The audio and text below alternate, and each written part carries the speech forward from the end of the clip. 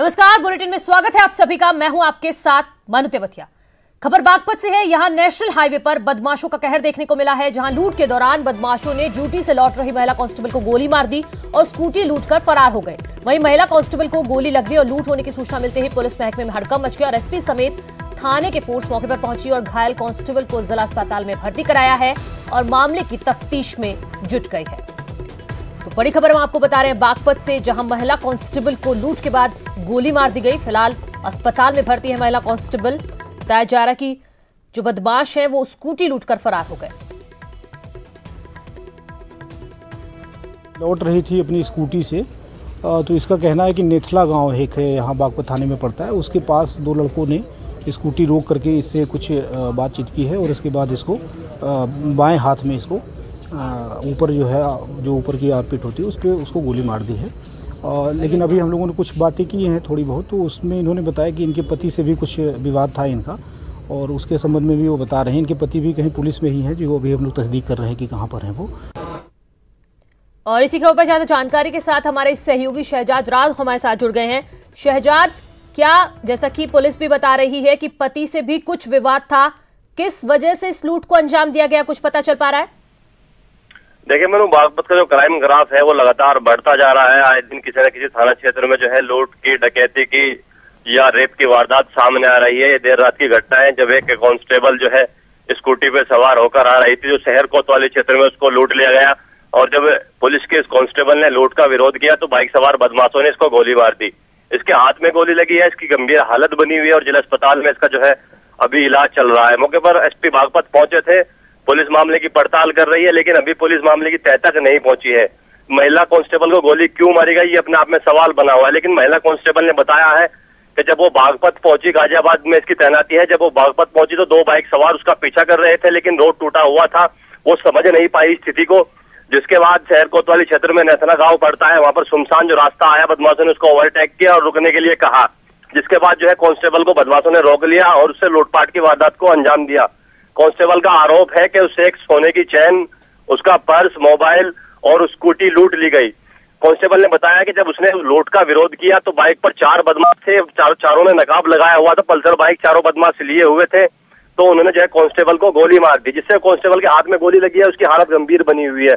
जी शहजाद, परिजनों का क्या कुछ कहना है? कांस्टेबल के परिजन क्या कुछ कह रहे हैं? जी शहजाद, आवाज मिल पा रही है आपको?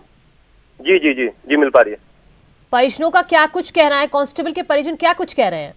देखिए कांस्टेबल के परिजन भी मौके पर पहुंचे थे। जिस तरह से कांस्टेबल लूट की बात कह रही है, परिजन भी लूट की बात ही बता रहे हैं। हालांकि एसपी बागपत का कहना है कि इसका कुछ विवाद चल रहा था, एसपी बागपत उस मामले को इससे जोड़कर देख रहे हैं, लेकिन चूंकि कांस्टेबल से स्कूटी की लूट हुई है, चैन की लूट हुई है, तो अपने आप में एक बड़ी वारदात है, जो है बागपत पुलिस के लिए बड़ी चुनौती है। जी फिलहाल बहुत शुक्रिया शहजाद आपका इस तमाम जानकारी के लिए। बिजनौर में लाइव गोलीबारी का वीडियो सामने आया है। मामला थाना कितरपुर का है, जहां मामूली बात पर दो पक्षों के बीच विवाद हो गया, लेकिन बात इतनी बड़ी कि झगड़ा खूनी संघर्ष में बदल गया। तस्वीरों में आप देख सकते हैं कि एक बुजुर्ग आगे की तरफ बढ़ रहे हैं, तभी अचानक उनके पांव में गोली लग जाती है और वो लड़खड़ाकर जमीन पर गिर जाते हैं। अब देख सकते हैं तस्वीरों में लाल घेरे के जरिए हम आपको दिखा रहे हैं कि किस तरह से एक बुजुर्ग आगे बढ़ रहे हैं और अचानक से गोली लगती है और लड़खड़ाकर नीचे जमीन पर गिर जाते हैं। ये देखिए,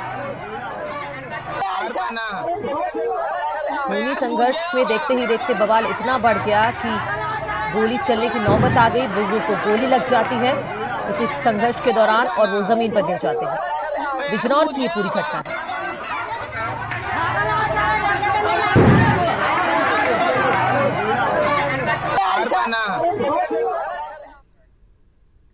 गाजियाबाद में समझौते के दौरान दो पक्षों में जमकर लाठी डंडे और फायरिंग हुई। मसूरी थाना क्षेत्र के डासना स्थित देवी मंदिर पर दो पक्षों में विवाद के बाद समझौते के लिए धर्मगुरु यति नरसिंहानंद सरस्वती ने पंचायत बुलाई थी। इसी बीच कुछ अराजक तत्वों ने अफवाह फैलाकर माहौल खराब करने की कोशिश की और इसके बाद दोनों पक्ष में गए। हैरानी की बात यह है कि पुलिस ने शांति की अपील कर रहे धर्मगुरु और लूनी से बीजेपी विधायक के खिलाफ मामला ही दर्ज कर लिया है, जिससे लोगों में नाराजगी है। तो गाजियाबाद से हम आपको खबर बता रहे हैं, यहां पर दो पक्षों में पहले विवाद हुआ, जिसके बाद समझौते के लिए उन्हें बुलाया गया, लेकिन फिर से वहां पर खूनी संघर्ष देखने को मिला। जो देवी मंदिर है वहां का ये मामला है पूरा। डासना स्थित ये देवी मंदिर है, वहीं पर समझौते के लिए बुलाया गया था, लेकिन वहां पर भी विवाद देखने को मिला। धर्मगुरु यति नरसिंहानंद सरस्वती ने पंचायत बुलाई थी, दोनों तरफ से समझौता करने की कोशिश की थी, लेकिन उस दौरान फिर से बवाल हुआ। आपको बता दें कि लगभग 2-3 दिन से लगातार ये मामला सामने आ रहा है। हुआ क्या कि पुलिस को कुछ शायद गलतफहमी हो गई, पुलिस अधिकारी समझ नहीं पाए और उन्होंने जो शांति की कोशिश कर रहे थे, जैसे मैं अनिल यादव, हम लोगों के खिलाफ ही मुकदमा दर्ज कर दिया। जबकि लोनी विधायक नंदकिशोर गुर्जर जी ने आज हमारे जिलाधिकारी को पत्र लिखकर बताया भी है कि वहाँ यादव समुदाय का एक भी व्यक्ति नहीं था, केवल 1-2 व्यक्ति जो भक्त के रूप में मंदिर में आते हैं वो थे। उनकी गाड़ी को किसी ने तोड़ फोड़ दिया, तो वो पता नहीं घटना का। तो मुझे आशा है कि जैसे पुलिस जाँच करेगी निष्पक्षता से तो सारी चीज़ें सामने आ जाएंगी और पता चल जाएगा कि किसकी गलती थी। सब दूध का दूध पानी का पानी हो जाएगा। आगे बढ़ते हैं। इलाहाबाद हाईकोर्ट ने योगी सरकार को बड़ा झटका दिया है। कोर्ट ने ओबीसी की 17 जातियों को एससी में शामिल करने के इरादे पर पानी फेर दिया है और योगी सरकार के फैसले पर पूरी तरह से रोक लगा दी है। दरअसल 24 जून को योगी सरकार ने शासनादेश जारी कर 17 जातियों को ओबीसी से हटाकर एससी में जगह दी थी, जिसके खिलाफ सामाजिक कार्यकर्ता गोरख प्रसाद ने एक याचिका लगाकर सरकार के फैसले को चुनौती दी थी, जिस पर सुनवाई करते हुए हाईकोर्ट ने योगी सरकार को बड़ा झटका दिया है और साफ साफ शब्दों में बता दिया है कि योगी सरकार का फैसला गलत था। इस तरह के फैसले लेने का अधिकार सिर्फ संसद को है, ना कि राज्य सरकारों को।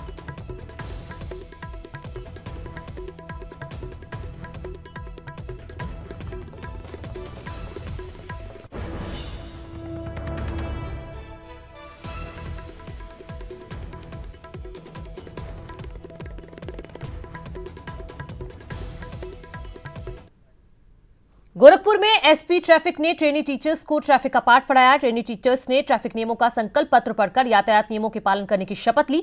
सभी ने हेलमेट और सीट बेल्ट लगाने के बाद ही ड्राइविंग करने का संकल्प लिया। डाइट दफ्तर के सभागार में आयोजित कार्यक्रम में एसपी ट्रैफिक ने इन्हें ट्रैफिक का पाठ पढ़ाया। एसपी ट्रैफिक ने कहा कि ट्रैफिक नियमों के प्रति लोगों को जागरूक करने के मकसद से 400 ट्रेनी टीचर्स को संकल्प पत्र की शपथ दिलाई गई है, ताकि आने वाले समय में ये टीचर बनकर छात्रों को ट्रैफिक नियमों की सीख दे सके।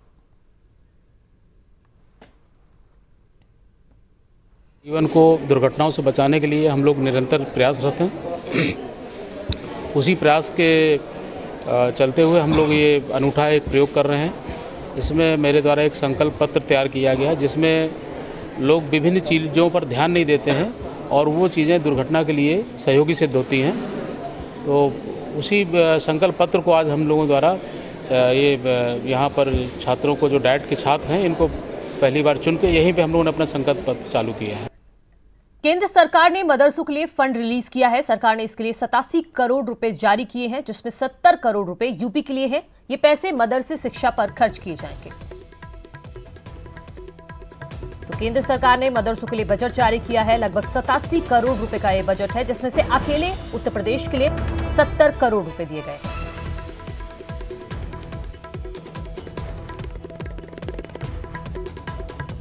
बड़ी अच्छी बात है। जब तक जो है उनको इस तरीके का पैकेज नहीं मिलेगा, काम करने वाला कोई भी है, जब तक उसको जो है उसकी तनख्वाह है, उसकी जो है मुलाजिमत उसको नहीं मिलेगी, तो जब तक उसके अंदर जो है पढ़ाने की एक हमदर्दी और एक लगन नहीं पैदा होगी। तो उत्तर प्रदेश सरकार ने जो ये कदम उठाया है और जो है ये पैकेज दिया है, ये बहुत ही अच्छा कदम उठाया है। हम जो है उनके इस कदम की सराहना करते हैं। आगे बढ़ते हैं। हमीरपुर के कई गांव में यमुना में जल समाधि ले चुके हैं। लगातार बढ़ रहे जलस्तर से कई गांवों का संपर्क जिला मुख्यालय से कट गया है। सैकड़ों एकड़ जमीन जलमग्न हो गई है और अभी भी पानी लगातार तेजी से बढ़ रहा है। इसी तरह से अगर जलस्तर बढ़ता रहा तो करीब 90 ऐसे गांव हैं जहां जो जलमग्न हो जाएंगे।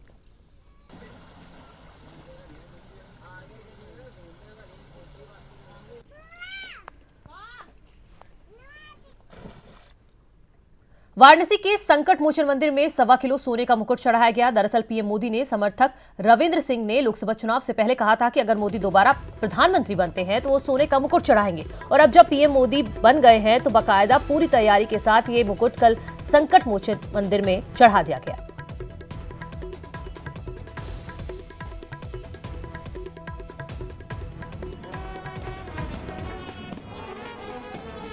लोकसभा चुनाव के पहले एक संकल्प लिया गया था कि काशी के सांसद दोबारा प्रधानमंत्री बनते हैं और पूर्ण बहुमत की सरकार बनती है तो 1.25 किलो स्वर्ण मुकुट चढ़ाया जाएगा संकट मोचन हनुमान जी को। उसी के निमित्त आज स्वर्ण मुकुट का पूजन हुआ है, जो हनुमान जी को अर्पित किया जाएगा। सीएम योगी आदित्यनाथ के गोरखपुर दौरे का आज दूसरा दिन है। सुबह 8:30 बजे गोरखनाथ चिकित्सालय में रक्तदान शिविर का उद्घाटन करेंगे। सुबह 9:30 बजे सरस्वती विद्या मंदिर आर्यनगर में प्रदर्शनी का उद्घाटन करेंगे। पीएम मोदी के जीवन पर लगी प्रदर्शनी का उद्घाटन करेंगे सीएम योगी आदित्यनाथ। बीजेपी प्रदेश अध्यक्ष स्वतंत्र देव भी इस दौरान उनके साथ मौजूद रहेंगे। गोरखपुर के प्रभारी मंत्री रमापति शास्त्री भी मौजूद रहेंगे। सुबह 10:30 बजे महंत दिग्विजयनाथ श्रद्धांजलि समारोह में शिरकत करेंगे सीएम योगी आदित्यनाथ। गोरक्षनाथ मंदिर के दिग्विजयनाथ सभागार में भी एक समारोह होना है, जिसमें वो शामिल होंगे।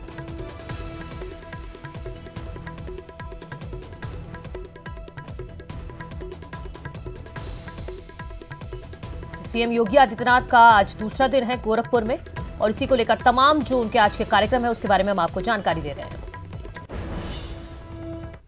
सीएम योगी ने मऊ को 95 विकास योजनाओं की सौगात दी। घोसी चीनी मिल परिसर में आयोजित कार्यक्रम में उन्होंने सरकारी योजनाओं के लाभार्थियों को प्रमाण पत्र दिए। इस मौके पर सीएम योगी ने कहा कि बीजेपी की सरकार ने आतंकवाद के ताबूत में आखिरी कील ठोकने का काम किया है। एनआरसी को वक्त की जरूरत बताते हुए सीएम योगी ने कहा कि घुसपैठियों को भारत की धरती से बाहर जाना होगा और अब कोई भारत को धर्मशाला नहीं बना पाएगा। उन्होंने अनुच्छेद 370 खत्म करने के लिए पीएम मोदी को बधाई दी। घुसपैठियों को भारत की धरती से निकाल बाहर करने के लिए नेशनल रजिस्टर बनाने की कार्रवाई को आगे बढ़ा देना, और इसकी शुरुआत असम से हो चुकी है। अब कोई देश भारत के अंदर घुसपैठ भी नहीं करा पाएगा और कोई घुसपैठिया भारत को धर्मशाला बना करके जब मर्जी आए तब चले आए, इस बात को लेकर के भारत की सुरक्षा पर सेंध भी नहीं लगा पाएगा। आजम खान पर दर्ज मुकदमों को लेकर हो रही सियासत पर बीजेपी नेता जयाप्रदा ने आजम खान और अखिलेश यादव पर हमला बोला है। रामपुर के नहाटा पहुंची जयाप्रदा ने अखिलेश यादव पर राजनीति का आरोप लगाते हुए कहा कि अखिलेश तब कहां थे जब आजम खान मेरे ऊपर अत्याचार कर रहे थे। जयाप्रदा ने कहा कि अखिलेश कितनी भी कोशिश क्यों ना कर ले, लेकिन वो फिर से सीएम नहीं बन पाएंगे। ऊपर हमला कर रहे थे, मेरे ऊपर बदजुबान चला रहे थे, तो आप बचाने के लिए क्यों नहीं आए? तो आप भी रामपुर आना था या मुलायम सिंह जी आना था? क्योंकि मैं औरत हूँ, क्योंकि मैं हिंदू हूँ, इसीलिए आप मुझे बचाने नहीं आए। आज आजम साहब आपका गुरु है, जब आप पिता को छोड़ सकते हैं तो आजम को क्यों नहीं छोड़ रहे हो? इसीलिए कि आपको राजनीति करना है, मुसलमानों के वोट चाहिए। चलिए रुकते हैं एक छोटे से ब्रेक के लिए, जल्द हाजिर होते हैं।